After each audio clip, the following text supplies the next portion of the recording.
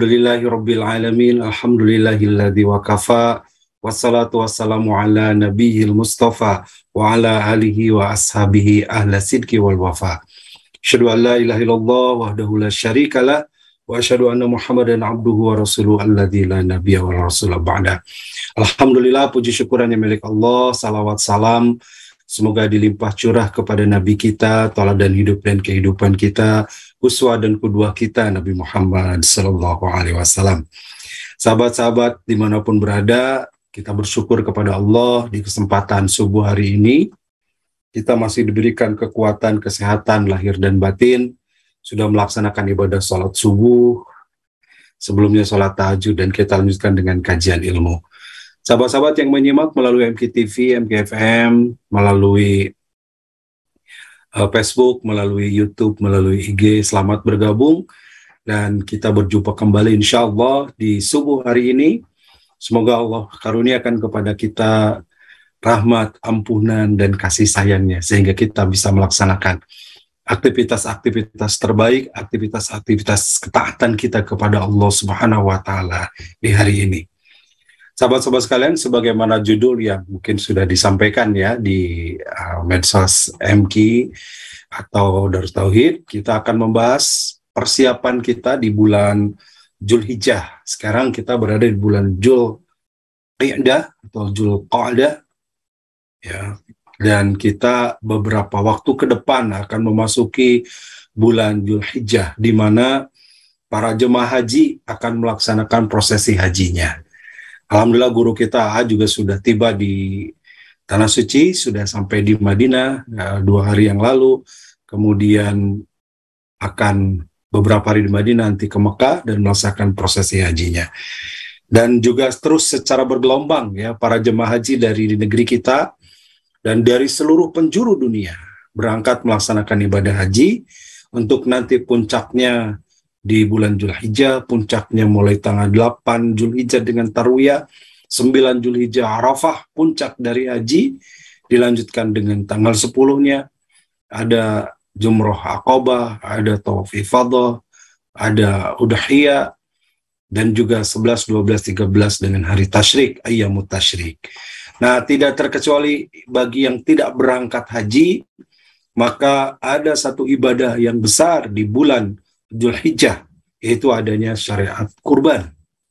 Nah, kesempatan ini subuh hari ini kita akan membahas tentang fikih kurban ya, karena terus harus kita siapkan ilmunya.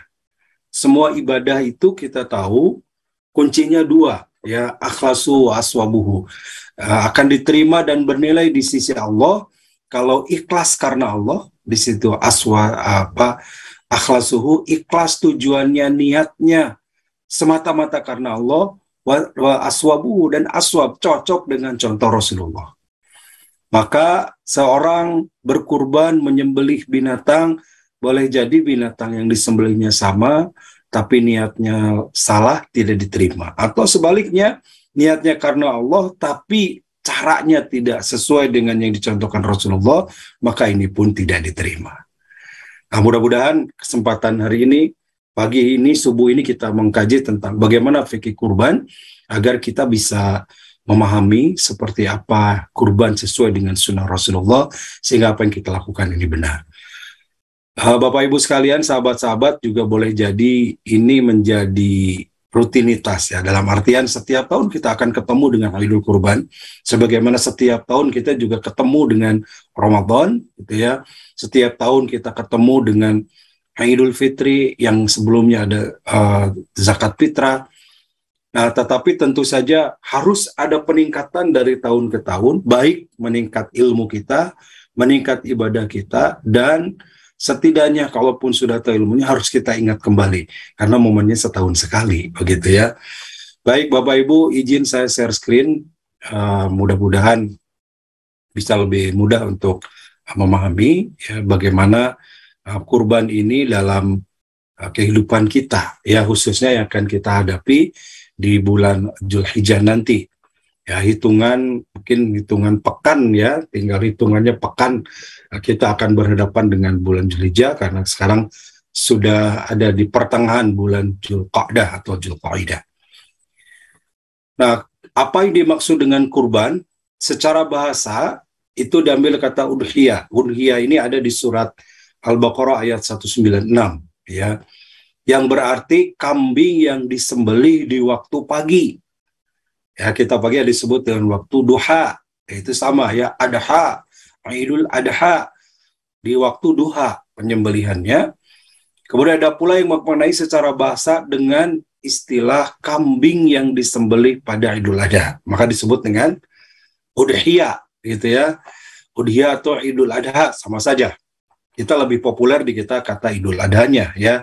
Wah, kita akan menyambut hari raya Idul Adha. Nah, itu sebenarnya istilah daripada kurban itu sendiri. Nah, sedangkan menurut istilah syar'i, kata udhiyah adalah sesuatu yang disembelih dalam rangka mendekatkan diri kepada Allah pada hari nahar. Hari nahar itu disebut hari Idul Adha, ya, dengan syarat-syarat khusus. Ya, jadi disebut dengan hari nahar seperti kita baca dalil di antara perintah kepada kita untuk melakukan ibadah kurban adalah surat Al-Kautsar. Semua hafal ya, inna a'thaina kal kautsar fasholli li rabbika wanhar. Dan sholatlah untuk Tuhanmu, wanhar, dan menyembelihlah, ya, lakukan Idul Adha dengan syarat-syarat khusus. Maka juga kalau ke atas tadi pagi atau siang, karena penyembelihan dilakukan siang. Ya, nahar itu juga sama dengan anhar, itu juga siang, mana yang lainnya secara bahasa. Nah, kesimpulannya Bapak Ibu, istilah kurban itu lebih umum dari udhiyah. Jadi kita lebih sering mendengar kata kurban daripada udhiyah. Kamu mau kurban enggak? Itu mungkin sudah umum ya. Teman nanya kepada temannya gitu ya. Bapak Ibu mau kurban, tapi jarang mau udhiyah enggak? Mungkin jarang didengar ya. Tapi sebenarnya itu yang dimaksud kurban itu udhiyah. Jadi secara bahasa sesungguhnya segala bentuk mendekatkan diri kita kepada Allah itu dalam bahasa Arab disebut kurban, ya, taqarrub ilallah, ya. Sehingga dalam bahasa Indonesia ada istilah sahabat karib, ya, itu dari kata qorib. Qorib itu artinya dekat. Kalau lebih dekat menggunakan isim tafdil, aqrab, lebih dekat. Sehingga dalam bahasa Indonesia ada teman akrab, itu dari bahasa Arab, ya. Nah, artinya disebut kurban itu adalah ibadah yang merupakan mendekatkan diri kita kepada Allah Subhanahu wa taala. Jadi kaitan udhiyah dengan kurban sama-sama sebenarnya bentuk pendekatan diri kepada Allah Subhanahu wa taala. Namun ketika kita bicara kurban Idul Adha ini, kita berupaya mendekatkan diri kepada Allah berupa penyembelihan. Karena mendekatkan diri kepada Allah banyak, ya.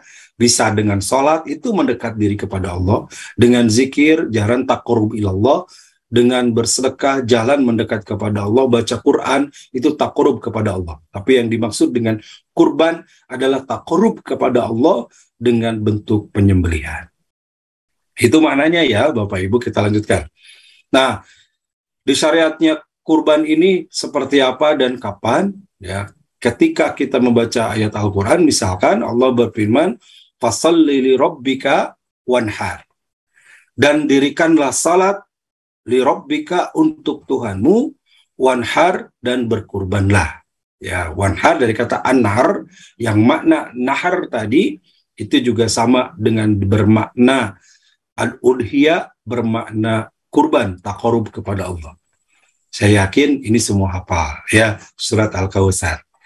Kemudian di dalam surat Al-Hajj juga Allah berfirman, wal budna ja'alnaha lakum min sya'irillahi lakum fiha khair. Dan telah kami jadikan unta itu sebagai syiar Allah. Ya, budna ja'alnaha lakum min sya'airillah. Syiar-syiar Allah di dalamnya. Fadhkuru smallahi 'alaiha shawaf. Maka kamu akan memperoleh, maka sebutlah nama Allah di dalamnya, ya. Maaf tadi kelewat. Min syairillahi lakum fiha khair, ya, dengan kita berkurban menjadikan unta-unta, maksudnya binatang sembelihan itu adalah merupakan syiar Allah. Lakum fiha khair, bagi kalian di dalamnya ada kebaikan. Fadhkuru smallahi alaihi as-sawaf, maka sebutlah olehmu nama Allah ketika menyembelihnya alaihi as-sawaf, ya, dalam keadaan berdiri. Kalau unta kan disembelih sambil berdiri, ya Bapak Ibu. Untanya berdiri, kemudian ujung lehernya disembelih, dia langsung kemudian mati, ya, atau roboh begitu, roboh dan mati, ya, sehingga faida wajabat junubuha fakulu minawat imu qani awal mu'tar. Lalu kemudian apabila telah roboh, unta itu telah mati, maka fakulu minha, makanlah darinya, wa'at imu qani awal mu'tar. Lalu berikanlah sebagian itu kepada orang yang al-qani wal mu'tar, ya, orang yang meminta, orang yang al-qani'a, yang dengan itu dia tidak meminta-minta, wal mu'tar, dan dengan meminta. Jadi ada yang terang-terangan minta butuh, ada yang tidak minta, ya, tidak secara terang-terangan minta, tapi kalau diberi terima, ya. Nah, ini nanti kaitan dengan hukumnya seperti apa. Wa kadzalika sakharnaha lakum la'allakum tashkurun. Dan demikianlah kami telah menundukkan unta-unta itu kepada kalian agar kalian bersyukur. Nah, baik Bapak Ibu sahabat-sahabat sekalian, ini dua ayat, ya, terkait dengan disyariatkannya kurban. Kemudian tentu ayat-ayat tentang haji juga terkait di dalamnya dengan kurban. Kita tambahkan di hadis Rasulullah SAW tentang kurban ini.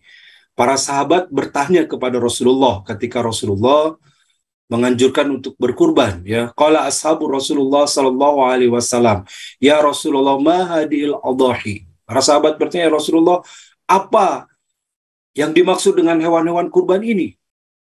Qala sunnatu abikum Ibrahim. Kata Rasulullah, ini adalah sunnah dari bapak kalian Ibrahim. Jadi syariat kurban, kita tahu sejarahnya, saya tidak bahas sejarah di sini, mungkin kesempatan lain, ya, bahwa terjadinya kurban ini syariat diambil ketika dari peristiwa Nabi Ibrahim yang menyembelih Nabi Ismail, yang kemudian Allah ganti dengan seekor kipas. Ini diabadikan di dalam surat As-Saffat, ya, surat As-Saffat dari 102, 103 dan seterusnya. Nah, ini milah Ibrahim, dan di dalam hampir semua peristiwa haji, kemudian ini diambil dari pelajaran kisah keluarga Nabi Ibrahim. Ada tawaf, ada sa'i antara Safa Marwah, sampai kepada wukuf di Arafah. Nabi Ibrahim juga pernah ke Arafah, dan seterusnya. Ya, banyak daripada ibadah-ibadah haji itu mengambil dari peristiwa sejarah Nabi Ibrahim. Tidak terkecuali juga Rasul menyebutkan ketika para sahabat bertanya tentang mahadil adhahi, bagaimana dengan hewan-hewan kurban ini, maka Rasul bersabda, sunnat abikum Ibrahim. Ini adalah sunnah bapak kalian Ibrahim. Kalau pamala nafiha ya Rasulullah, lalu para sahabat bertanya lagi, wahai Rasulullah, lantas apa yang kami dapatkan dari kurban-kurban ini? Qala bikulli sya'ratin hasanah, maka beliau menjawab, setiap rambut dari binatang sembelihan itu hasanah, adalah satu kebaikan. Qalu fasawfu ya Rasulullah, sahabat bertanya, bagaimana dengan bulu-bulunya wahai Rasulullah? Qala bikulli sya'ratin minas suf hasanah. Dan Rasulullah SAW menjawab, dari setiap rambut pada bulu-bulunya terdapat kebaikan. Setiap rambut satu kebaikan. Masya Allah, ya. Saya tanya Bapak Ibu, ada yang sudah pernah ngitung berapa jumlah rambut kambing? Ya, kira nggak ada kerjaan, ya. Dan mungkin banyak, bisa ribuan, bisa puluhan ribu satu kambing, bulu-bulunya, rambut-rambutnya. Mulai dari kaki, ya, kecuali ada kukunya gitu, ada tanduk yang itu dari tulang, sisanya seluruh tubuhnya diselimuti oleh bulu, ya, oleh rambut. Dan setiap, kata Rasulullah, bikulli sya'ratin hasanah, setiap rambut itu kebaikan, wa bikulli sya'ratin minas suf hasanah, dan setiap bulu dari rambut-rambut itu adalah kebaikan. Masya Allah, ya. Bisa hitung tuh jumlahnya. Sebutlah misalkan ada 3.000 atau 5.000 bulu, ya, saya juga belum pernah ngitung, maka atau 10.000 bulu setiap ekor, maka 10.000 kebaikan dari setiap ekor yang dikurbankan itu. Nah, namun juga ada ancaman sebaliknya ya dalam hadis ini, siapa yang dia sanggup lalu kemudian tidak mau berkurban, ya Rasulullah bersabda, man wajada sa'atan falam yudahi fala yaqrabanna musallana. Barang siapa yang mendapatkan kelapangan, ya dia sanggup untuk berkurban, dia memungkinkan untuk melakukan kurban, fala yaqrabanna falam yudahi, tetapi dia tidak berkurban, falam yaqrabanna musallana, maka jangan dekati tempat salat kami. Apa maknanya ya kalau jangan dekat dengan tempat salat, padahal salat amal ibadah utama, padahal salat adalah ibadah yang akan dihisab pertama, dan tempat utamanya adalah di masjid. Kata Rasulullah, jangan dekat-dekat dengan masjid, tempat sholat. Ya, artinya memang ini satu hal yang sangat diperintahkan oleh Rasulullah SAW kepada kita. Bapak Ibu yang baik, kita lanjutkan. Lalu apa keutamaannya? Ada sebuah hadis yang disampaikan, diterima dari Anas. Anas qala Rasulullah sallallahu alaihi wasallam bikabshain amlahain aqranain. Anas berkata, Rasulullah sallallahu alaihi wasallam doha, ya, menyembelih bikabshain amlahain, yaitu 2 ekor kibas. Kibas itu kambing yang besar, gitu ya. Amlahain aqranain, yang berwarna putih dan bertanduk. Qarraba ahaduhuma faqala bismillahi Allahumma minka walaka hada min Muhammad wa ahli baitihi. Ketika Rasul menyembelih 1 ekornya, kan ada 2 ya tadi yang disembelih, kambing yang pertama atau gibas yang pertama, ketika disembelih Rasul kemudian membaca bismillahi, dengan nama Allah, Allahumma minka walaka. Ya Allah, ini darimu dan untukmu. Jadi kita bisa kurban dari mana? Dari Allah rizkinya. Kita punya niat, punya keinginan, lalu kita berkurban walaka, dan untuk Allah. Hada min Muhammad wa ahli baitihi. Ini dari Muhammad dan keluarganya. Nah, nanti ada syariat bahwa bolehnya menyembelih atau berkurban 1 orang itu cukup untuk mewakili 1 keluarga, itu sudah berkurban. Di dalam keluarga ada 5 orang, ibu, bapak, anak 3, yang berkorbannya 1 bapaknya, maka sudah mewakili keluarganya. Berdasarkan hadis ini, hada min Muhammad wa ahli baitihi. Ini dari Muhammad dan keluarganya. Wa qarabal akharu, lalu kemudian Rasul menyembelih 1 lagi, karena tadi ya kabsyain, ya dua kibas, ya 2 kambing kibas. Dan Rasulullah membaca untuk yang kedua, bismillahi Allahumma minka walaka hada min amman wahadaka min ummati. Bismillah, dengan nama Allah, ya Allah, ini adalah darimu dan untukmu. Allahumma minka walaka hada min amman wahadaka. Ini adalah juga kurban bagi siapapun yang mentauhidkanmu, min ummati, dari umatku. Jadi bagi mereka yang tidak sanggup, tidak mampu, tidak ada kelapangan untuk berkurban, sudah oleh Rasul dikurbankan, disebutkan begitu ya. Tapi tentu saja bagi yang mampu, yang lapang, harusnya mengupayakan untuk berkurban. Hadis yang kedua keutamanya, Rasul bersabda, ma'amil ibnu Adam yauman nahr. Tidak ada amal di hari akhir, hari nahar nanti, ya hari Idul Adha maksudnya, amalan, 1 amalan ahabba ilallah azza wa jalla min hirakidam, yang paling disukai oleh Allah Subhanahu wa taala, yang paling dicintai oleh Allah Subhanahu wa taala, min hirakidam, daripada mengalirkan darah. Jadi tidak ada pada amal itu yang paling utama di hari Idul Adha, yang paling hebat, yang paling dicintai Allah, daripada hirakidam, mengalirkan darah. Wa innahu la ya'ti yaumal qiyamati biquruniha wa adlafiha wa asy'ariha. Karena sesungguhnya nanti dia akan datang di hari kiamat, biquruniha, dengan tanduk-tanduknya, wa adlafiha, dengan kuku-kukunya, wa asy'ariha, dan dengan rambut-rambutnya. Wa inna dama la yaqa'u minallahi azza wa jalla bi makanin qabla an yaqa'a 'alal ardi fatibu biha nafsan. Maka sungguh kata Rasulullah, wa inna dama, darah ketika disembelih, kurbankan darahnya itu la yaqa'u minallahi azza wa jalla bi makanin qabla an yaqa'a 'alal ard. Akan sampai keridhaan Allah itu kepada orang yang berkurban sebelum darah itu menetes ke bumi. Jadi begitu disembelih bismillah Allahu akbar, sebelum darahnya menetes, ridho Allah sudah diberikan kepada orang yang berkurban itu. Fatibu biha nafsan, maka Rasulullah mengatakan bersihkanlah jiwamu itu dengan berkurban itu. Bapak Ibu sahabat-sahabat sekalian, ini baru penguat ya motivasinya di ayat Al-Quran dan hadis Rasulullah. Kita masuk kepada beberapa kajian fikih. Pertama, hukum kurban. Bagaimana hukum kurban? Para ulama berbeda pendapat ya berdasarkan surat Al-Kautsar tadi, fasholli li rabbika wanhar, maka salat untukmu dan berkurbanlah. Ada yang mengatakan wajib. Kenapa? Karena perintahnya sama dengan bersambung berkait dengan perintah salat.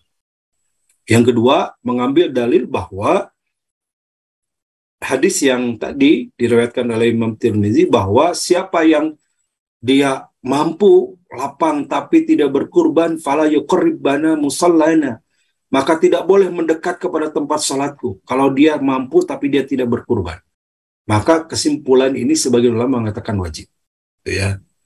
Lalu sebagian lagi, sebagaimana saya kutip di sini, yang merupakan sebagian lagi, artinya ini menurut para jumhur ya, hukum kurban adalah sunnah, tapi sunnah muakkadah yang sangat dianjurkan, begitu.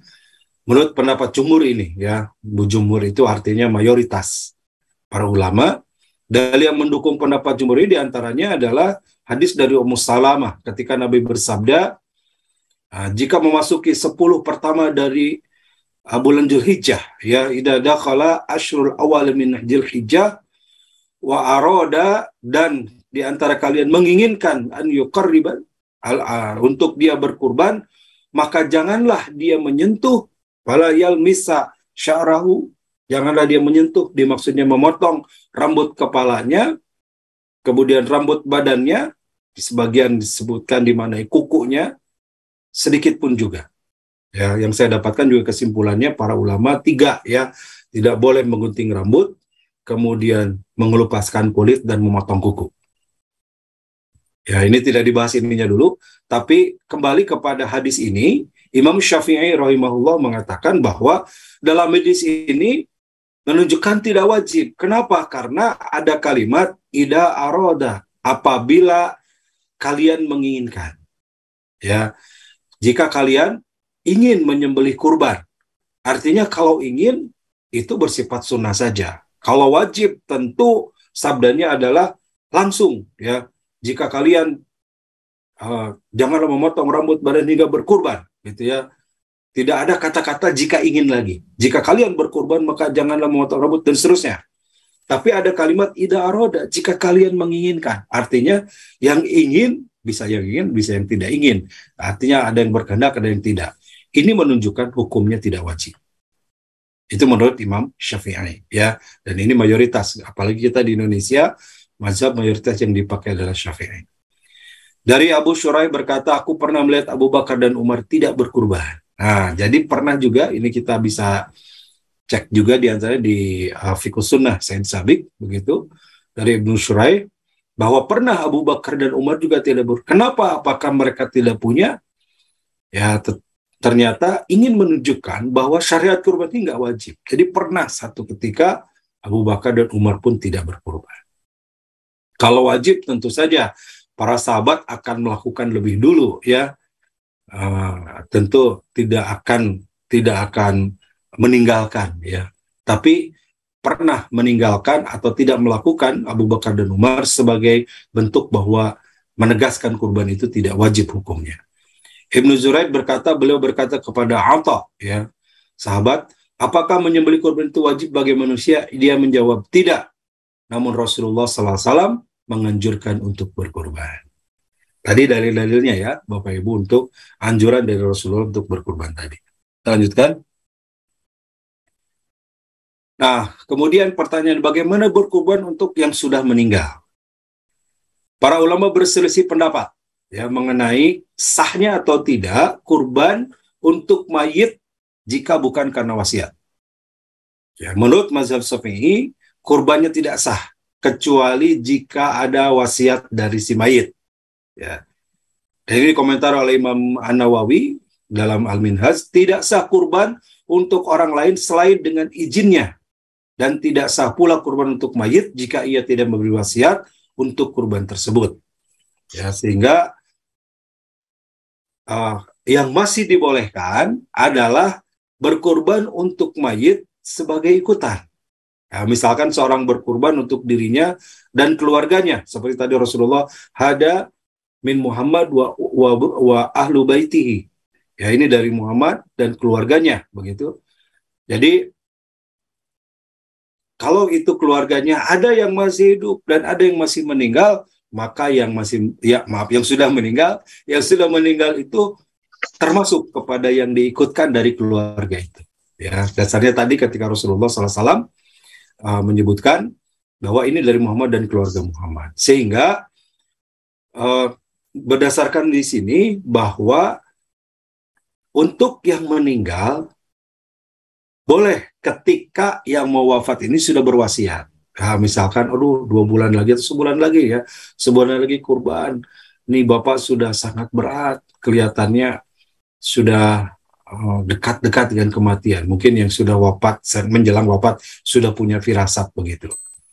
Tolong ya, kurban nih buat Bapak tahun ini. Itu wasiat tuh. Apalagi bapaknya sebelum meninggal itu juga menitipkan sejumlah uang nih untuk belikan nanti kurban. Nanti kalaupun Bapak mendahului kalian, kurban ini tolong ditunaikan. Nah, maka karena itu wasiat, maka wajib dilakukan. Tapi kalau tidak ada wasiat, tidak usah ya, karena kurban ini ibadah yang dilakukan bagi orang yang hidup. Sama seperti kita sholat, punya kewajiban sholat selagi masih hidup. Kalau sudah wafat, tidak ada kewajiban lagi gitu ya untuk sholat begitu.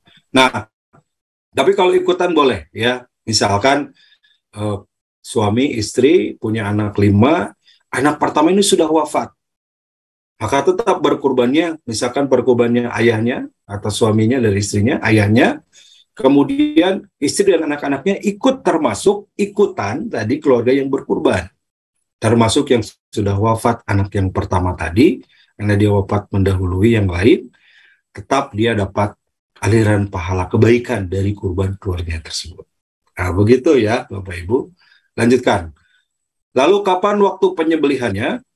Dari Anas bin Malik radhiyallahu anhu berkata bahwa Nabi Shallallahu alaihi wasallam bersabda, barang siapa yang menyembelih kurban sebelum sholat Idul Adha, sebelum sholat di situ, yang dimaksud sebelum sholat Idul Adha, maka ia berarti menyembelih untuk dirinya sendiri. Jadi kalau sebelum Idul Adha ya tidak termasuk kurban, maksudnya begitu ya.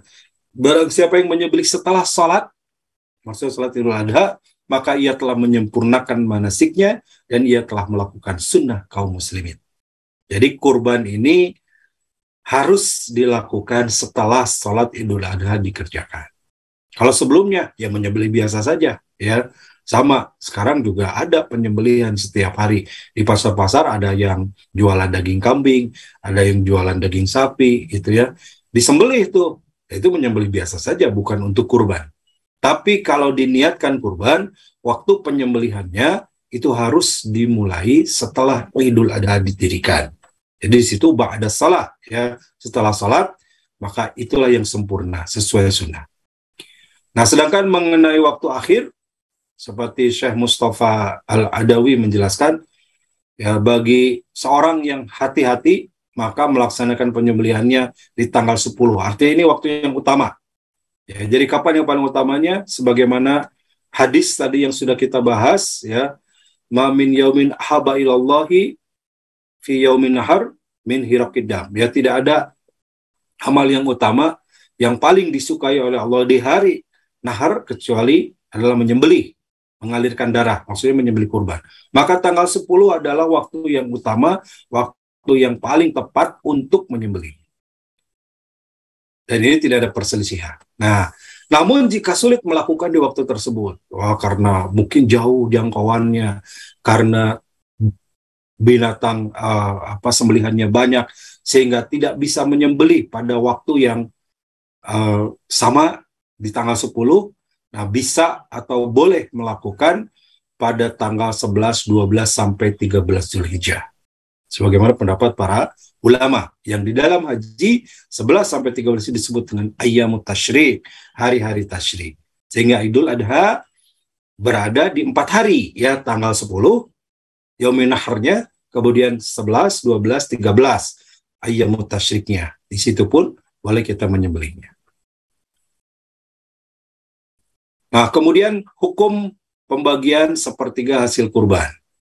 Hasil sembelihan kurban dianjurkan dimakan oleh sahibul kurban. Jadi boleh, ya. Jangan sampai, saya main kurban, saya nggak makan. Kalau memang dia nggak makan boleh, tetapi bukan berarti dilarang. Gitu ya. Justru sahibul kurban ini, kembali ke surat Al-Hajj ayat 36 ya. Fakulu minha, maka makanlah sebagiannya. Artinya sahibul kurban itu dianjurkan untuk makan. Sebagian lagi diberikan kepada fakir miskin untuk memenuhi kebutuhan mereka, sebagian lagi diberikan kepada kerabat untuk mempererat silaturahmi, sebagian lagi diberikan kepada tetangga untuk berbuat baik, sebagian lagi kepada saudara muslim yang lain untuk mempererat ukhuwah. Ya, ini dalam fatwanya Lajnah Daimiyah, ya, Lajnah Syariah di Arab Saudi, ya. Jadi ini juga tafsiran tadi fakulu minha wa'at imul qani awal mu'tar, gitu ya. Makanlah, kemudian berikanlah, bagikanlah, sedekahkanlah kepada yang meminta maupun yang tidak meminta. Artinya ada yang memintanya terang-terangan sampai ngantri, minta jatah gitu ya, minta kupon. Tapi ada yang enggak, di rumah aja, enggak ngantri, malu ngantri. Kasih itu juga. Ada hak di situ. Ya, sehingga bagi yang fakir miskin yang jarang makan daging, ketemu daging tuh. Bagi yang juga tidak meminta secara khusus, boleh untuk mempererat silaturahmi, untuk mempererat ukhuwah, itu juga diberi. Jadi itulah kemudian dari kalimat surat Al-Hajj ayat 36 ini, para ulama membolehkan sepertiga, ya, karena kalau tadi dibagi 3, fakulu minha wa'at imul qani'a wal mu'tar, begitu ya, dimakan, kemudian dibagikan kepada yang membutuhkan, dibagikan kepada yang tidak meminta langsung. Jadi ini adalah orang yang fakir miskin, dibagikan, sepertiganya dimakan, sepertiganya dibagikan, sepertiganya lagi dibagikan kepada yang lainnya. Bahkan non-muslim pun boleh, gitu, ya, dibagi. Dalam fatwa Lajnah juga disampaikan, adapun daging hasil sembelihan kurban, maka lebih utama sepertiganya dimakan oleh sahibul kurban, sepertiganya lagi dihadiahkan kepada kerabat, tetangga, dan sahabat dekat, serta sepertiganya lagi kepada fakir miskin. Namun jika lebih atau kurang dari itu, maka tidak apa-apa. Ya, mungkin, saya mah udah biasa makan daging, udah dibagiin aja ke pelosok yang jarang makan daging, nggak usah ngambil sepertiganya itu. Tidak apa-apa tentunya, ya. Atau misalkan, ya, seperti program DT Peduli dengan KPN, Korban Peduli Negeri, kurbannya ke pelosok, ya, ke Maluku Utara, kurbannya ke Papua, tentu saja panitia kesulitan mengasihkan sepertiganya kepada kita yang ada di kota besar, begitu. Nah, sudah, sepertiganya pun bagikan aja di sana supaya orang sana bisa makan daging semuanya.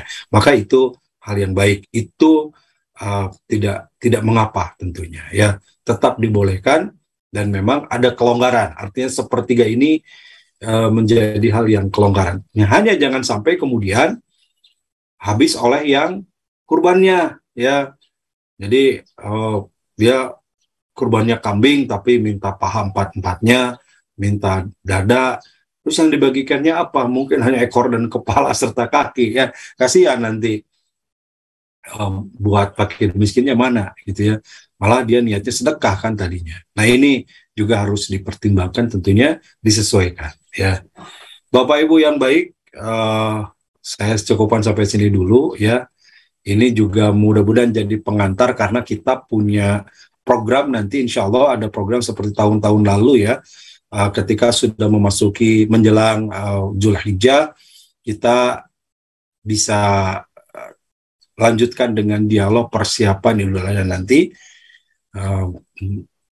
Mungkin di awal Zulhijjah kita sudah bisa mulai ya, 10 terakhir Zulhijjah atau mungkin sebelum itu kita bisa mulai untuk juga kajian khusus fikih kurban, sehingga bisa lebih kuat lagi apa yang kita lakukan, lebih sesuai sunnah lagi, dan Bapak Ibu benar-benar punya niatan, kelapangan, dan keinginan untuk berkurban, gitu ya. Karena ini yang merupakan perintah dari Rasulullah SAW bagi kita. Baik, sahabat-sahabat sekalian, kita buka dialog. Silakan kalau yang mau langsung, yang ada di Zoom bisa raise hand. Sambil menunggu, ada beberapa yang bertanya melalui chat, gitu ya. Dari Ibu Wati, ya, bagaimana dengan kurban secara online? Lebih baik secara langsung atau online? Baik, Ibu Wati. Jadi online atau tidak online ini hanya media saja, ya. Sekarang dengan adanya teknologi memudahkan kita. Bapak Ibu ingin kurban di pelosok, di kota tuh udah banyak daging, udah banyak yang makan, ini mau berbagi ke pelosok. Sekarang tidak usah berangkat ke pelosok, gitu ya. Tinggal titipkan kepada panitia kurban, misalkan DT Peduli diantaranya, titipkan ke DT Peduli, transfer sejumlah uang secara online, itu sudah sah. Jadi nggak ada masalah, Bu, ya. Ibu Wati, ya, kurban secara online ini memang hanya sebagai tools aja, alat, cara untuk berkurban. Insya Allah tidak mengurangi niat, pahala, tujuan dari berkurban, dan tetap mendapatkan keutamaan. Bahkan bisa jadi manfaatnya jauh lebih luas, ya. Sekali lagi tadi, kalau kita yang orang kota mungkin walaupun nggak tiap hari, tapi kita agak sering ya makan daging merah gitu, makan daging kurban. Tapi bagi saudara-saudara kita yang di pelosok, yang di perkampungan, desa-desa terpencil, mungkin sangat jarang. Nah, ini menjadi amal saleh kita. Selain juga tentu kita idkharus surur, ya, memberikan kebahagiaan bagi saudara-saudara kita yang lain, yang jarang ketemu daging, sekarang ketemu daging, dan bisa polanya secara online. Begitu Ibu Wati, ya, insya Allah aman. Dari Ibu Tatin, Assalamualaikum Ustaz, izin bertanya, bagaimana kalau kita meminjamkan uang kepada orang lain untuk pembelian hewan kurban dan dia mengembalikan secara nyicil? Nah, terkait ini juga metode saja, ya. Kalau yang berkurban ini kemudian dia punya punya perkiraan atau punya estimasi, ya, untuk menyicilnya, maka tidak ada masalah, ya. Misalkan dia mau berkurban dan dia memang punya gaji setiap bulan yang secara rutin, dia punya gaji setiap bulan secara rutin dia terima, tapi untuk sekali bayar mungkin nggak ada.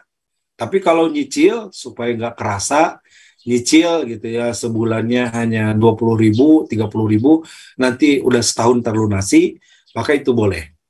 Ya, bagus sekali. Mungkin yang terbaik adalah jadi untuk tahun depan nyicilnya dari sekarang, gitu ya, sehingga nggak kerasa tuh, tiba-tiba udah masuk Dzulhijjah lagi, udah dapat jatah kurban lagi, jadi nyicilnya dari tahun lalu sedikit-sedikit, itu boleh. Ya, atau sebaliknya, ya, pertanyaan Ibu Tatin tadi, meminjamkan uang, Ibu Tatin punya uang, ada orang yang pinjam untuk kurban, kasih pinjam aja, Bu, ya, apalagi dia memang punya gaji yang rutin sehingga bisa mencicil, nah itu dibolehkan, ya. Tapi bagi yang tidak jelas juga nanti bayar dari mana, keuangannya juga belum ada, terus dia maksain, nah ini nggak boleh, tidak usah, ya. Udah, kalau nggak sanggup, karena kembali kepada hukumnya tadi, ini hanya sunnah muakkadah, kalau nggak sanggup, jangankan untuk nyicil, untuk sehari-hari juga berat, ya sudah, jadi mustahik saja, yang menerima boleh, ya, tidak usah memaksakan. Tapi menarik tuh Bapak Ibu kalau kita lihat di medsos itu, ya, ada nge-share bagaimana seorang pemungut sampah, dia menyisihkan uangnya, menabung, sampai kemudian setelah setahun, setelah 2 tahun, jadi seekor kambing. Terkumpul untuk beli seekor kambing karena sangat ingin berkurban.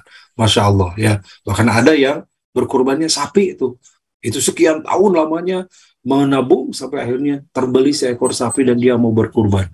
Masya Allah.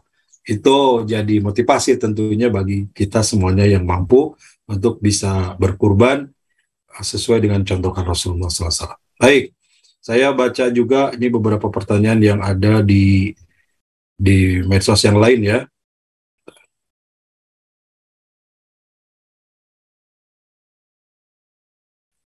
Lebih baik mana dari IG Komarudin 8630. Pak Ustadz, lebih baik mana kurban untuk orang tua yang sudah meninggal atau untuk diri sendiri dulu? Nah, kembali ke hukum tadi ya, bagi orang yang meninggal, kalau orang tuanya tadi berpesan, berwasiat gitu ya, maka wasiatnya harus dilakukan. Dahulukan untuk orang tua dulu untuk menunaikan wasiat beliau. Nanti tahun depan kan wasiatnya udah kita lakukan, tahun depan kita bisa berkurban untuk diri kita sendiri. Tapi kalau nggak berwasiat, orang tuanya, maka tidak wajib kita berkurban untuk orang tua. Maka untuk diri sendiri saja. Insya Allah pahalanya ngalir ke orang tua. Ya, karena kita mau berkurban, mampu berkurban, syariatnya jalan orang tua kita. Mungkin dia yang mendoakan kita agar kita bisa berkurban, yang mencukupi kita dulu ketika kita belum punya apa-apa. Orang tua kita yang menjadi jalan kita mengenal Islam, mengetahui syariat kurban. Nah, insya Allah pahalanya mengalir. Tetap yang berkurban atas nama Bapak saja, gitu ya, atas nama kita, tapi niatkan, kalau niat supaya pahalanya ngalir ke orang tua, kita minta kepada Allah itu boleh. Tapi tidak atas nama orang yang sudah meninggal. Kecuali tadi ya, kalau berwasiat, sebagaimana pendapat dari Imam Syafi'i yang ditambahkan atau dilengkapi oleh Imam Nawawi rahimahullah. Begitu Pak Komarudin ya. Kemudian sama ya pertanyaan Irianti Iskandar tadi, apakah bisa berkurban atas nama orang yang telah meninggal? Kalau sudah berwasiat boleh ya, tapi kalau tidak buat yang hidup saja, begitu. Dari Fitriasari Herlina, saya masih punya hutang, saya juga ingin berkurban. Apakah yang harus saya lakukan? Bayar hutang dulu, Bu, ya. Karena hutang itu wajib. Ya, kita wajib membayar hutang. Adapun berkurban kembali kepada hukum yang disampaikan oleh mayoritas para ulama, jumhur ulama, hukumnya adalah sunnah muakkadah. Kalau hutang wajib, ya. Wajib dengan sunnah tentu derajatnya lebih tinggi wajib. Jadi wajib kita harus menyelesaikan dulu yang wajib, menyempurnakan dulu yang wajib, baru menambahkan dengan yang sunnah. Sehingga hutangnya selesaikan dulu, cicil aja dulu hutangnya. Kalau hutang selesai, baru kemudian berkurban. Silakan, ya. Itu. Kemudian dari Muhammad Lutfi, Ustadz, kalau ini di IG ya, IG Muhammad Lutfi, kalau kurban 2 ekor sapi itu gimana ya? Apakah sudah mewakili keluarga? Kurban 2 ekor sapi. Baik. Syariatnya binatang kurban itu 3 yang disebutkan dalam hadis ya. Al-ibil, wal bakar, wal ghanam. Ya, unta, sapi, termasuk kerbau sejenis sapi, dan kambing. Ya, sejenis kambing ini ada domba, ada kambing jadah dan seterusnya ya. Jadi jenisnya 3 jenis ini. Ya, tidak, yang kurban itu harus yang berkaki 4. Tidak semua berkaki 4 bisa dipakai kurban. Ya, karena cicak juga kakinya 4, tidak bisa dijadikan kurban. Seekor anjing juga kakinya 4, ya, tidak bisa dijadikan kurban. Jadi yang untuk kurban ini hanya 3 yang disebutkan dalam hadis ya. 1 unta, ibil, kemudian bakar, sapi atau kerbau, ya, karena satu jenis sapi dengan kerbau, atau banteng sama gitu ya. Kemudian yang ketiga adalah ghanam itu kambing, biri-biri, kemudian domba, itu kan satu jenis ya. Nah, kurban 2 ekor sapi gimana? Ya boleh ya. Ketentuannya adalah 1 kambing itu untuk 1 orang, kemudian 1 sapi untuk 7 orang, 1 unta untuk 10 orang. Untuk unta ini ada 2 pendapat, 1 unta bisa 7 orang atau 1 unta untuk 10 orang. Ini ada 2 pendapat ya. Tapi tidak boleh lebih dari itu. Artinya tidak boleh lebih. Misalkan sapi 7 orang, terus dipakai 8 orang, nggak boleh ya. Jadi minimalnya 1 sapi 7 orang. Tapi boleh juga 1 orang 1 sapi, boleh. Atau tidak hanya 7 orang 1 sapi, tapi 1 orang 7 sapi, itu boleh, ya, boleh. Hanya minimalnya 7 orang itu 1 sapi. Ini pertanyaannya dari Muhammad Lutfi. Kurban 2 ekor sapi, apakah sudah mewakili keluarga? Untuk 1 orang saja sudah cukup, apalagi 1 orang perwakilan dari 7 sapi, itu udah cukup. Saya daftar ke panitia atas nama diri saya, 1 jatah, ya, 1 orang, berarti 6 orangnya orang lain. Saya punya keluarga, punya istri dan anak 3, berarti saya ber-5. Yang 5 ini udah selesai, ya, udah bebas kewajiban, udah selesai, udah diwakili oleh saya untuk keluarga saya. Nah, begitu, apalagi 2 ekor sapi, berarti sah, Kang Lutfi. Ya, bagus ini. Oke, lanjut. Ini banyak di IG, ya. Masya Allah. Coba di Facebook dulu. Oke, dari Irsan. Assalamualaikum Ustaz, bisa dijelaskan tentang apa yang disebut tadi tentang dilarang memotong kuku rambut saat ingin melakukan ibadah kurban? Oke, baik. Waktunya 1 menit lagi, ini pertanyaan terakhir, ya. Nanti ini sebagai trailer. Nanti pertanyaan-pertanyaan ini akan dikumpulkan oleh panitia, karena kita akan ada 10 terakhir atau 15 hari terakhir sebelum Idul Adha, akan ada kajian khusus fikih kurban, ya. Mungkin nanti kalau udah dekat-dekat sudah ada di Tanah Suci nih, baik saya maupun Ustadz Ali, karena kami bertugas haji. Tapi insya Allah dengan teknologi, hanya beda waktu saja, ya, kita masih bisa komunikasi jarak jauh, begitu. Nah, jadi pertanyaannya tentang tadi memotong kuku, menggunting rambut, atau mengelupas kulit bagi yang berkurban. Ini kembali kepada hadis yang tadi kita bacakan, ya. Ida aroda, apabila menginginkan salah seorang di antara kalian untuk berkurban, maka Rasulullah SAW mengatakan, fala yalmisu ra'sahu, janganlah dia menyentuh, maksudnya adalah memotong rambut kepalanya, kemudian rambut badannya, ini diartikan adalah kuku, sedikit pun juga. Ini hadis riwayat Imam Muslim. Tujuannya untuk apa? Ya, ini litasarrufil hajj, untuk menyerupai orang yang berhaji. Nanti orang yang berhaji, ketika dia haji, berihram, saat berihram itu terkena larangan ihram. Larangan ihram itu ada 7 yang berlaku bagi laki-laki perempuan: tidak memakai wangian, tidak mengunting rambut, mengelupaskan kulit, memotong kuku, tidak memetik tanaman, tidak membunuh binatang, tidak menikahkan, tidak berhubungan suami istri, dan tidak berjidal atau berdebat. Tambah 2 untuk perempuan, tidak menutup muka dan tangan. 3 untuk laki-laki, tidak memakai tutup kepala, pakaian biasa, dan tidak bersepatu.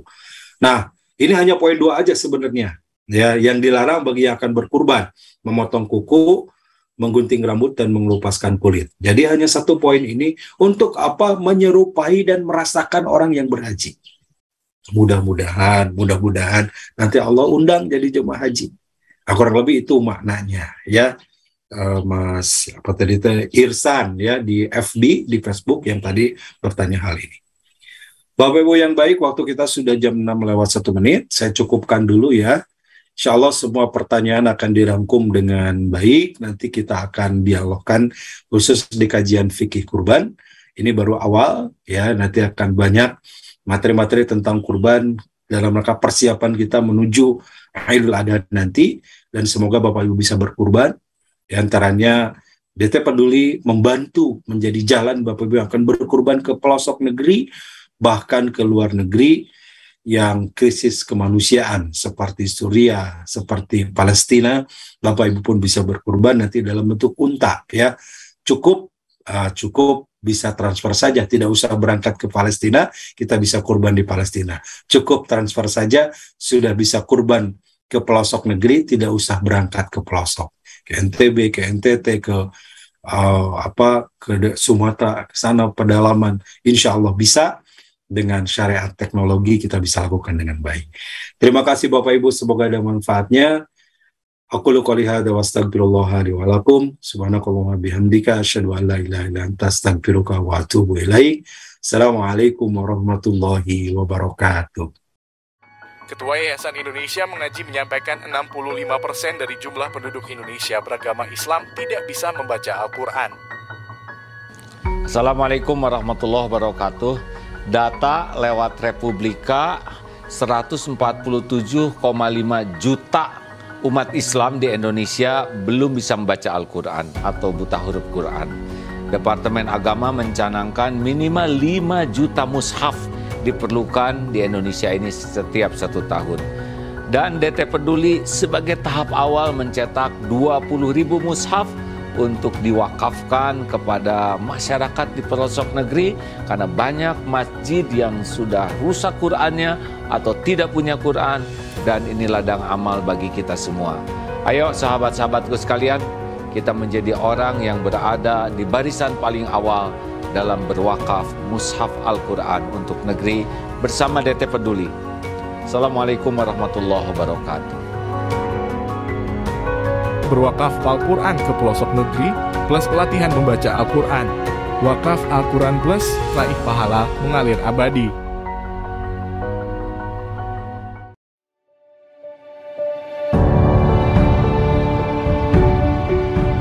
Saudaraku sekalian, ini adalah kawasan Eko Pesantren 2 di daerah Parompong. Masya Allah, luasnya 4,6 hektar dan di sini akan segera dibangun masjid dan pesantren. Islam sangat serius untuk menjaga kelestarian alam, rahmatan lil alamin. Dan mudah-mudahan menjadi ladang amal bagi siapapun yang memang merindukan membangun masjid, membangun lembaga pendidikan. Inilah kesempatan untuk beramal. Saya sangat senang sekali di daerah saya akan dibangun pembangunan masjid sama pesantren. Semoga pembangunan di sini lancar dan diberkahi sama Allah.